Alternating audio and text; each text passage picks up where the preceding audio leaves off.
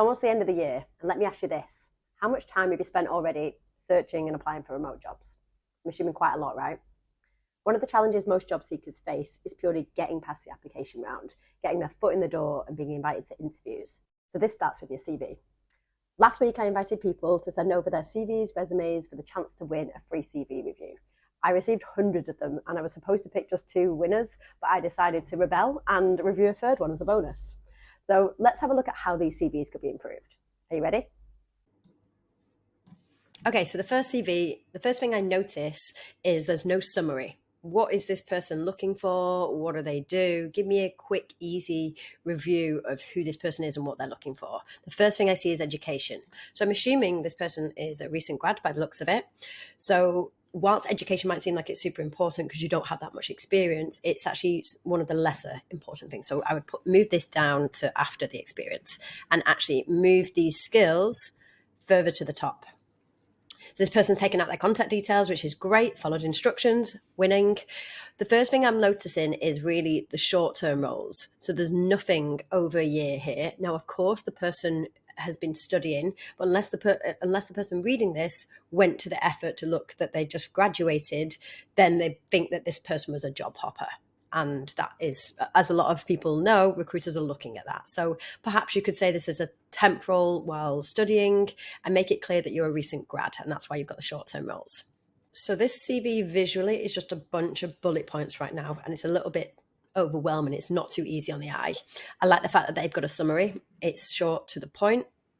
However, it doesn't say what the person is looking for. So I would add that in. And then they've got the contact details here for some reason. I'm assuming that should be at the top there. I like the fact that they've given metrics on the value that they've added in the particular roles. They've entered some numbers here, metrics, and the benefit of hiring them. This is super good. This is really good. There's also no dates here of when the person worked at the particular company. So content-wise, it's really good. I like the fact that they are adding in the metrics, but this is just a whole bunch of software and bullet points. Instead of actually putting your whole laundry list of what you can do and the tools that you've used, tailor that for the particular job and focus on the one that the job's looking for.